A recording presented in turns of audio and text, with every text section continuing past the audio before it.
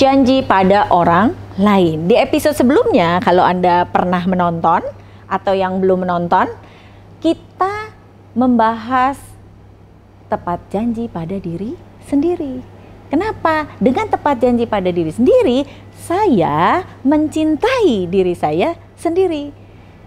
Silahkan yang penasaran atau ingin menonton kembali, lihat link di bawah ini. Ya, kita kembali ke tepat janji pada orang lain. Kita mulai dengan assessment kita sendiri. Silahkan Anda siapkan kertas dan alat tulis Anda. Ya, ada 3 pertanyaan.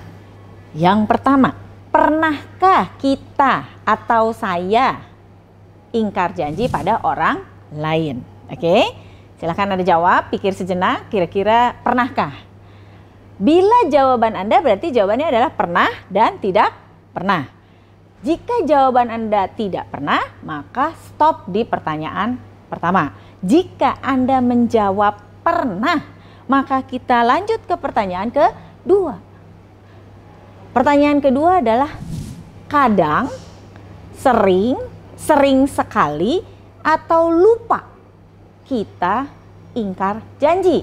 Silahkan Anda checklist yang mana?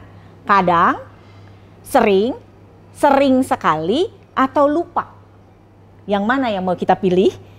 Itu silahkan Anda checklist seberapa kita ingkar janji. Nah, sekarang pertanyaan yang ketiga. Model contoh yang sering sekali kita lakukan ingkar janji. Tulis di komentar, di kolom komentar, tulis contoh-contoh kita ingkar janji. Agar apa? Agar rekan-rekan kita yang lain tidak mengulangi aktivitas-aktivitas yang membuat kita ingkar janji. Oke ya.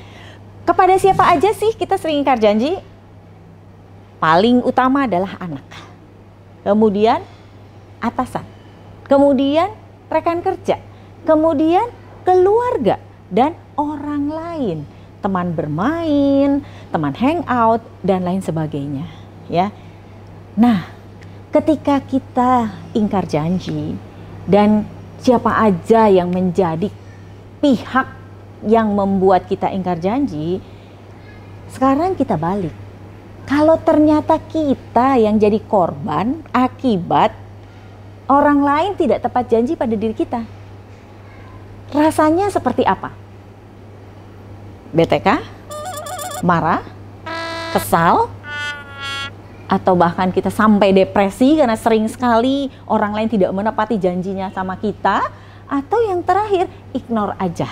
Itu adalah rasa yang didapat teman-teman kita. Ya, nah, nggak enak kan?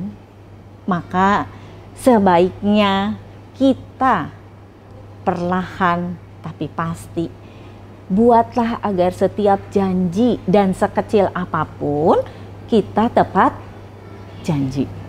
Ya, karena efeknya ternyata ketika kita jadi korban begitu tidak menyenangkan. Maka apa yang harus kita lakukan? Yang paling utama adalah meminta maaf. Ucapkan bahwa kita meminta maaf atas apa yang kita lakukan dan ingkar janji. Karena pernyataan maaf susah sekali untuk diucapkan. Kita dalam hati, saya sudah minta maaf, saya sudah berubah, tapi saya nggak usah ucapkan kan? Tidak, wajib disampaikan. Karena kita tidak tahu lawan bicara kita. Dan lawan bicara kita tidak tahu isi hati kita.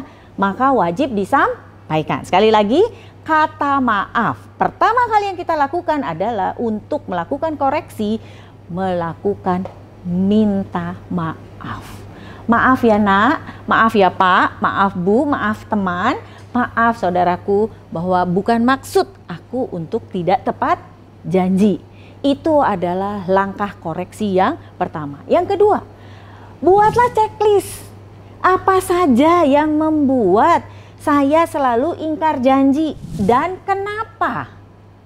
Supaya apa? Kita bisa tahu berapa kali kita lakukan, adakah perbaikan, sehingga lama-kelamaan checklist itu makin sedikit dan hilang. Ya. Yang ketiga adalah yuk lakukan. Jadi ada salah, maaf. Tapi kalau nggak ada salah jangan maaf ya. Maaf, tidak. Kata maaf akan sangat powerful ketika kita salah dan langsung menyatakan maaf dan kita melakukan koreksi. Jadi do it, maaf, salah lagi ingkar, maaf, sampai ingkarnya perlahan-lahan menjadi semakin sedikit dan menjadi hilang. Nah, saya akan kasih contoh tentang saya. Bagaimana saya pertama kali meminta maaf malu. Dan lama-kelamaan saya mampu dengan lantang menyatakan maaf. Ini terjadi ketika saya mempunyai anak 2. Waktu itu mereka masih kecil-kecil. Sekarang mereka sudah pada lulus, satu sudah lulus kuliah, yang satu akan lulus. Nah, ketika mereka masih TK, saya setiap hari Sabtu menjemput mereka karena Senin sampai Jumat driver yang menjemput mereka karena tugasnya adalah tugas driver. Hari Sabtu tugas saya, jadi saya pulang sekolah jemput mereka, kemudian kita akan jalan makan siang di luar. Dan saya yang mengendarai kendaraan. Kemudian ketika di sekolah beberapa kali saya melihat ada ungkapan kasar, maaf, ungkapan spontan dari teman-teman. Ada satu kata boleh saya ucapkan, Nah, kata ini menurut saya nggak pas kalau anak-anak kecil itu mengungkapkan. Kemudian saya bilang sama anak-anak saya, bila kita, saya dan anak-anak mengucapkan kata tersebut, maka hukumannya adalah pukul pipi kita 10 kali dengan sepatu. Ya. Nah, jadi kita pukul pipi kita. Ketika saya jemput mereka dan kita berangkat mau makan siang, di tengah jalan tiba-tiba ada angkutan umum nyalip saya, langsung belok di tikungan. Apa yang terjadi? Saya langsung ngerem mobil saya dan saya ucapkan kata tersebut dengan tegas, dengan nada yang tinggi. Langsung anak-anak saya juga sama, Mama. Dua-duanya mengatakan, Mama bicara apa tadi? Saya pura-pura lupa. Dengan muka kelihatan blow on, maka saya akan bilang, Mama tadi bicara apa ya? Saya ingin mereka juga mengucapkan. Jadi cari sesama korban gitu. Nah, terus kemudian mereka bilang, tadi Mama menyampaikan apa? Tadi Mama ngomong apa? Coba Mama sebutkan apa? Terus mereka menyampaikan sampai akhirnya di rumah. Itu mereka mengulang terus. Dari saya malu mengungkapkan, terus saya merasa tidak bersalah, udah tahu salah merasa tidak bersalah. Itu yang pertama. Yang kedua, lama-lama akhirnya saya sadar diri karena anak saya secara konsisten mengingatkan, Mama bicara apa? Dan akhirnya dengan malu hati saya bilang maaf. Dan segera saya ambil sepatu dan saya pukul pipi saya 10 kali. Itu adalah pengalaman yang luar biasa. Terima kasih anakku. Dengan demikian maka saya mampu mengucapkan maaf. Jangan khawatir teman-teman. Mengucapkan maaf bila kita susah, itu perlu latihan sehingga kita mampu ucapkan maaf atas kesalahan dan atas ingkar janji yang kita tidak tepati. Saya percaya kita akan menjadi manusia yang semakin bahagia. Bila teman-teman ada pertanyaan atau ingin sharing, silahkan tulis di komentar ya, di kolom komen. Nanti saya akan jawab di video selanjutnya. Oke teman-teman, salam bahagia.